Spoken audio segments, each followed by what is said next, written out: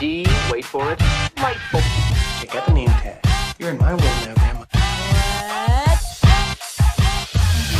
What's up, nerds, and welcome to my week in review, where I come to you every Sunday with 3 entertainment stories that I personally find interesting, and then we discuss them down below. Now, also down below, you can find the articles that I read to bring you this video, and you can read them for yourself or whatnot, or go back for reference, or you can just listen to this video where I'm going to read it out loud to you. I also want to say, though, before I get started, that if you like what I do here and you enjoy independent content here on YouTube, please consider subscribing to my channel. YouTube is always changing up their algorithm, and now more than ever, small channels like mine are just getting pushed way to the back of the line. So please ask that you like, share, and subscribe, and I thank you in advance. So now that I've got all of that out of the way, let's get started on this video. So for my first story this week, it's all about Sex in the City. And I know you're thinking, Matt Cat, why are you doing a Sex in the City story? You're not a Sex in the City fan. Wrong. I love Sex in the City. I know. You're thinking, yeah, because you're a girl. Yeah, I am a girl if you think that way. But I like Sex in the City. Now, he's coming back as Aidan Shaw in Just Like That, ...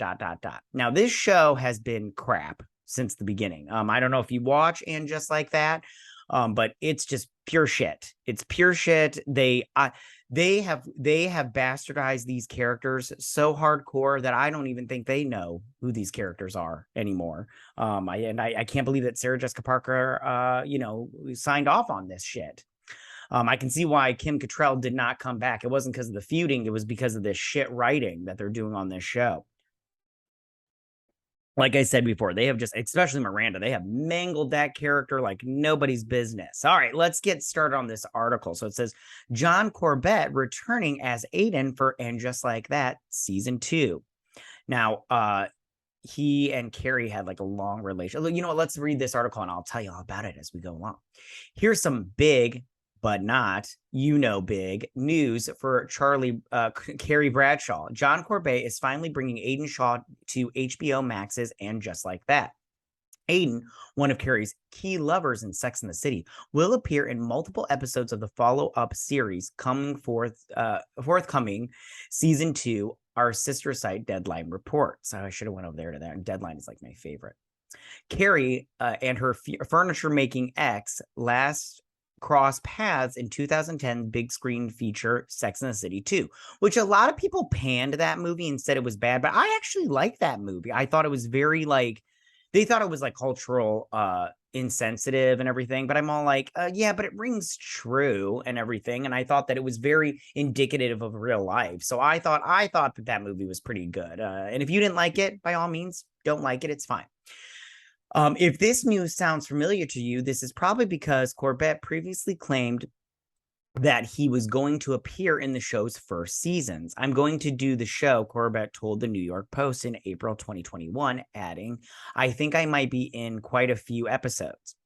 When season 1 concluded with Nari, an appearance with...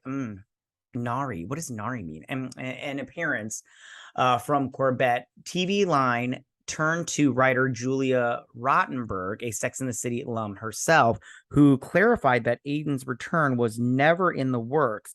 That was one of these stories that came out and HBO never confirmed it. I think their policy was they couldn't keep confirming or denying every random theory that was thrown out. But no, that was never in the plan. We love John and we love Aidan. It just wasn't in the script. TV Line has reached out to HBO Max for a comment. Are you excited for potential Carrie and Aidan romance in season 2? Well, I would say no, because I wouldn't be excited for the romance, but I mean, it'd be interesting to see what goes on there, just because if you remember in the last episode of And Just Like That, spoiler alert, she started making out with her producer, a very sexy man and everything, and in the elevator. And I think that, although it's, the show takes place a year over time after losing Big, and I'm all like, she found another man in a year? Oh, floozy. I'm just joking. Calm down. But I mean, it'll be nice to see Aidan back to see what goes on there, because the last time we saw him, she kissed him and then she told Big, and then they didn't talk after that. Or if they did, we didn't get to see it. So I want to see what happened. What was the fallout in his marriage? Did he end up getting a divorce? Will we see his kids? Will we see his wife? Will it be another, weird, awkward moment like with what's her face, Natasha? What's gonna happen? Who knows? I don't know. I'm gonna watch it because I have HBO Max and and I'm a sucker for this crap. But we'll see what happens. And yeah, I'm gonna watch it and see what goes on with these two crazy kids. So that is my first story of the week. So for my second story of the week, this one's a crazy one. So, Jesse Eisenberg reveals his next movie role will be playing a Sasquatch. And I was like, wait, what? So, we can expect him in full body hair, doing a lot of grunting in the new Zellner brothers film. I might not know the Zellner brothers. That's Jesse Eisenberg. He played Lex Luthor. Oh, it says it in here. Okay. Jesse Eisenberg has truly done it all. Yes, he has. He's gone toe-to-toe with superheroes in Batman v Superman, survived the backcountry doom of the apocalypse in Zombieland. Yes, he did. And found himself navigating the complex corporate jungle in The Social Network. Nothing, however, could have prepared him for his most mysterious, craziest role yet, playing a Sasquatch. I'm not gonna lie, this sounds so bonkers, but at the same time, I'm all in. I'm not gonna lie. I like him in all those movies. He wasn't my favorite Lex Luthor, but I thought he did a good job in the terms of it was a different Lex Luthor. The Social Network, he did a good job. I don't know if that's how Zuckerberg is in real life. I don't know, but and then Zombieland, I love Zombieland and Zombieland 2. They're so good. I can't get enough of those movies. Anyways, God, I hope they make a third one. Yes, that's right. The actor revealed that he will soon step into the very big feet of Bigfoot itself in the upcoming Zellner brothers film. The next movie I'm doing is the Zellner brothers. They're just these brilliant directors that I've wanted to work with for a long time, and I'm playing a Sasquatch. He told Variety. I should have pulled up Variety's article. Anyways, at the 2022 Sarajevo, if I could read. Anyways, a film festival. In full makeup, in full body hair, no lines. I grunt, but no lines. And I'm so looking forward to this. Oh my God, me too. Eisenberg, who is currently promoting his directorial debut in When You Finish Saving the World. Haven't heard of it, but I'll probably watch it.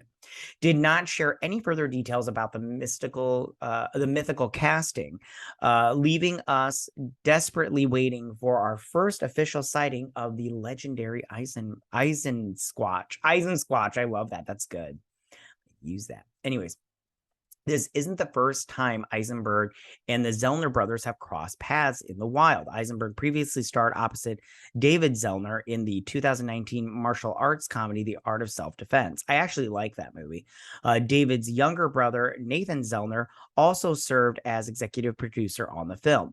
And it turns out that the Zellner brothers have a long documented love of all things Bigfoot. Back in 2010, the duo released Sasquatch Birth Journal 2. I didn't see that. A short film that featured the hairy, ape-like creature giving birth and then taking a bath in a nearby body of water.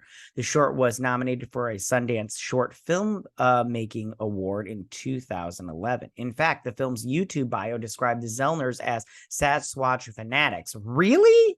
Since they were children who think of the Sasquatch as a friend, but also acknowledge their unhealthy, unrealistic desire to pet and cuddle wild animals. Yeah, I don't fuck with wild animals. I'll tell you that right now. I don't fuck with exotic pets, none of that shit. Anyways, it adds Sasquatch Birth Journal 2 in a companion piece to Sasquatch Birth Journal 1, described as Zellner's as a yet to be completed 24-minute fully immersive installation of a similar theme. I'm not interested in that. Are you interested in that? Okay, anyways, let's get to the rest of this. That sounds freaking anyways, while it's unclear if the Zellners' new film is the precursor to their original Sundance short, the idea of Eisenberg playing a nervous Sasquatch father-to-be is truly one for the history books. All right. I think that this, like I said, this sounds interesting, and I'm down with the sickness. Like, I want to see this. Like, you have no idea how much I want to see this now that they've put it out there into the world. I don't believe in Bigfoot. I think that those found footage films that we always see, I think all that crap is fake. I don't believe, I don't, when it comes to cryptozoological sightings like Bigfoot or, Loch Ness Monster, all that stuff, I just go, I don't believe it. Because I know some people like myself are like, seeing is believing, but I could record a crappy, camera footage of a man in a hairy bodysuit walking across the forest for 2 seconds, and you'd believe it. So I just go, or I could put a toy in a lake and be like, look, it's a monster. So I don't believe in Sasquatch. So I think they're unhealthy. What did they say? Unhealthy want to cuddle and pet wild animals. Yeah, that is unhealthy, because I'll tell you right now, wild animals don't mess around. They will eat your face off. I am not even joking. It's crazy. All right, so that's my second story of the week. So for my third and final story of the week, she's back, guys. This little devil's harlot, Cathy Yan, to executive produce and direct a live action series Paprika, based on Yasutaka Tsutsui Novel. I don't know if I said that right. If I didn't, sue me. But don't sue me, because I don't have any money. There's Cathy Yan. Yeah, okay. Cathy Yan, Birds of Prey, and Dead Pigs. I love how they put Dead Pigs in there, because they have to put that in there, even though no one's heard of it. Birds of Prey was shit, and Cathy Yan's, she's a shit human being, in my opinion. She blocked me on Twitter, which is fine. I don't care. She's sensitive. I get it. They're all sensitive children. Anyways, will executive produce and direct the live action series Paprika, based on the Yatsuka Tsutsui novel, the YT novel of the same name, for Amazon Studios and HiveMind. Deadline has learned. I love Deadline so much. Deadline is my favorite. Amazon declined comment. I hope there's more to. Okay, good, because I don't know what Paprika is. Anyways, Paprika is a character-driven sci-fi series with mind-bending narrative centering around a technology that allows us to invade people's dreams. Along with Yan, her producing partner Ash Sora, I don't know how to say, but I don't care, will also executive produce under their Rewild banner. Who cares? Yan recently received her first Emmy nomination for Outstanding Directing for a drama series for her episode of Succession. The Disruption, the episode marked her first time directing for a series. Yeah, it's probably all she's going to get now. Nobody wants to give her a movie. She sucks. Yan made a splash in 2020 as the director of Birds of Prey for Warner Brothers and Lucky Chap Entertainment, centering on the DC Comics character Harley Quinn and the titular superhero team. The film is a spinoff of the sequel to this 2016's Suicide Squad. It was not good. In conversation with Deadline following her Emmy nom, Yan spoke of the impact of being the first Asian woman to direct a superhero film. That's what all these people are about these days. I'm the first director with 2 different color eyes to direct a film. Like, you're just like, you guys get over this bullshit of being the first. Who cares? Oh gosh. Anyways, I think it's helpful to have role models. When I was growing up, there were few Asian Americans directing at all, and certainly less that were women like me, she said. I don't like this either. Don't get me wrong. I'm all for diversity and I'm all for inclusion and everything, but like, my daughter, like, it doesn't care about that. My son, my son today, he loves Black Panther. He loves Black Panther, and we play Black, and he's all the time, I'm a son of Wakanda, but he's white.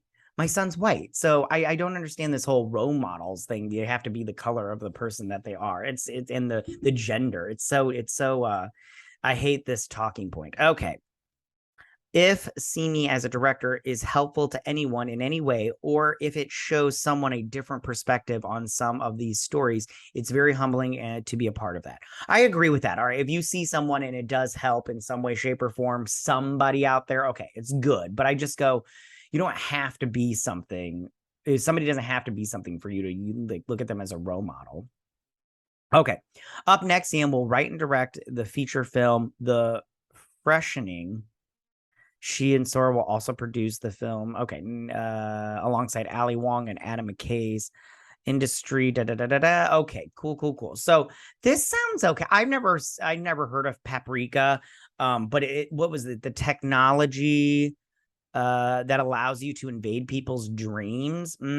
It sounds like they're gonna do the AliExpress version of Inception. So, whatever. It's fine. Let's see. I'm not gonna watch this. I have to be honest with you. I'm not gonna watch it. It doesn't sound interesting to me. I mean, it might be. If the trailer comes out and it looks interesting, I might watch it then. But as of right now, I am not interested in this at all.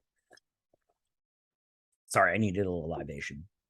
But yeah, I'm just not interested in that at all as of right now. All right, you guys, those are my 3 stories. Tell me, what do you guys think about all of this? How do you feel about John Corbett returning in season 2 of And Just Like That, ... a Sex and the City prequel or sequel? Do you like this idea? Do you not like this idea? Do you like the show? Do you watch the show? Is this something you're interested in? Which one is your favorite girl? I have to say I'm probably like a Carrie. I'm a Carrie for sure. But yeah, tell me what you think about this, and how do you think this is going to play into her new love interest on the show and everything? And if you're questioning my sexuality, how do you guys feel about Jesse Eisenberg playing Sasquatch in a Zellner Brothers film? Do you think this is a fun idea? It's a good idea. Do you like this idea? Do you like Jesse Eisenberg? Are you a cryptozoological believer like Sasquatch or Loch Ness Monster and everything? Or do you think all of that, like me, it's all nonsense? It's just not pure nonsense. And then finally, how do you feel about Cathy Yan directing this live action series of Paprika? Are you a fan of Paprika? Do you if you know what it is? I didn't research what Paprika was before I did this story, but have you read Paprika? Do you like it? Do you not like it? Are you interested in this? Do you like Cathy Yan's work? Or are you like me? I think she's not that great. But whatever. Yeah, tell me what you guys think. Go ahead and leave all your comments in that section down below. If you like this video, go and hit that like. I won't mind. If you're new to my channel, please hit that subscribe button. I'd greatly appreciate it. And I will see you guys next week on my week in review. You guys have a good week. Bye. Hey nerds, if you like this video, go ahead and click that Geek What icon and subscribe. And if you like this video, go ahead and join me every Sunday with my week in review.